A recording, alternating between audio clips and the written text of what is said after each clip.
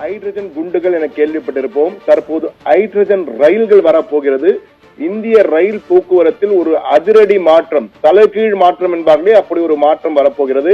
என்றால் இந்த ஹைட்ரஜன் ரயில்கள் வரப்போவதால் இந்தியாவில் பசுமை வாயுக்கள் அதிகமாக, அதாவது கார்பன் எமிஷனே இல்லாமல், பசுமை எரிவாயுனுடைய உச்சபட்சமே ஹைட்ரஜன் தான். அந்த வகையில் ஹைட்ரஜன் ரயில்கள் ஒரு புதிய மாற்றத்தை ஏற்படுத்த இருக்கின்றன.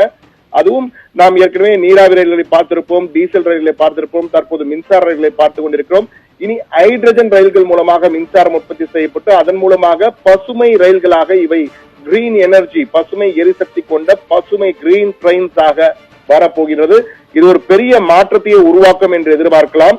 என்றால் இதனுடைய வேகம் நொடிக்கு 140 உடனடியாக 200 கிலோமீட்டர் வரை செல்லும். கிட்டத்தட்ட 1200 ஹார்ஸ் பவர் குதிரை சக்தி கொண்ட திறன் கொண்டவையாக இந்த ரயில்கள் உருவாகின்றன.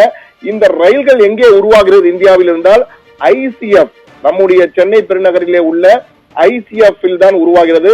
இந்த ஐசிஎஃப் உருவாகின்ற இந்த ரயில்கள் மிகப்பெரிய மாற்றத்தை உருவாக்கப் போகின்றன. கிட்டத்தட்ட 2600 கோடி ரூபாய் செலவிலே இந்த திட்டம் அமல்படுத்தப்படுகிறது. கடந்த 2 ஆண்டுகளாக இதற்கான பணிகள் நடைபெற்று வருகின்றன. 35 ஹைட்ரஜன் ஃபியூயல் செல் ரயில்கள் உருவாகின்றன. இதில் முதல் ரயில் தற்போது கிட்டத்தட்ட உருவாகி, முதல் ரயில் எங்கு ஓடப்போடுகிறதா, ஹரியானாவிலே ஓடப்போகிறது. ஹரியானாவிலே ஜிந்த் சோனிபெட் என்ற இடத்துக்கிடையே 89 கிலோமீட்டர் தொலைவு இருக்கிறது. இதில் சோதனை ரயில் ஓட்டமாக இந்த ஹைட்ரஜன் ரயில்கள் முதல் இயக்கப்பட இருக்கின்றன. இந்த ஹைட்ரஜன் ரயிலில் 10 ரயில் பெட்டிகள் இருக்கும். இது உலகிலேயே மிக நீண்ட ஹைட்ரஜன் ரயிலாக இருக்க போகின்றது.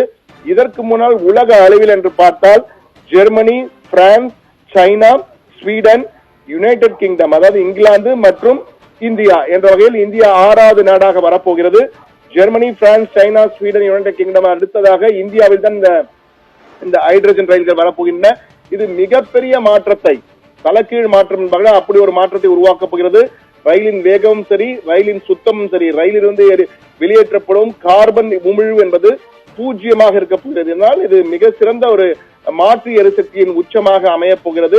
இந்த ரயில்கள் வேகமாக செல்லும், துரித வேகத்தில் செல்லக்கூடிய வாய்ப்பு இருக்கிறது. தற்போது வந்தே பாரத் ரயில்கள் எங்கெல்லாம் ஓடுகிறதோ அங்கெல்லாம் இந்த ரயில்கள் வருவதற்கான வாய்ப்பு இருக்கிறது. முதல் 35 ரயில்கள் இந்தியாவில் தயாரிக்கப்படுகின்றன, ஐசிஎஃப் தயாராகி கொண்டிருக்கிறது. முதல் ரயில் தற்போது கிட்டத்தட்ட தயாராகிவிட்டது. இந்த ரயில் ஏற்கனவே நான் சொன்னது போல ஹரியானாவிலே ராணிபேட் ஜிந்த் மார்க்கத்திலே முதல் சோதனை ஓட்டமாக இயக்கப்படுகிறது. அதன் பின் இந்த ரயில் மற்ற பகுதிகளுக்கு இந்தியா முழுவதும் விரிவுபடுத்தப்படும். எதிர்காலத்தில் அடுத்த 2 ஆண்டுகளில் இந்தியா முழுமையும் இந்த ஹைட்ரஜன் ரயில்களுடைய ஆக்கிரமிப்பு தான் அதிகம் இருக்கும் ரயில் போக்குவரத்திலே என்பதுதான் ரயில்வே துறை அமைச்சர் அஸ்வினி வைஷ்ணவ் உறுதியாக தெரிவித்திருக்கிறார். எனவே இது ஒரு பெரிய மாற்றத்தை உருவாக்கும். இது பொதுவாக இந்த ஹைட்ரஜன் ஃபியூயல் செல்ஸ் என்பது, இது ஹைட்ரஜன் ஆக்சிஜன் இரண்டும் இணைந்து அது உருவாக்கப்படும் எலக்ட்ரிசிட்டி, அதன் மூலமா மின்சாரம் உற்பத்தி ஆகும்.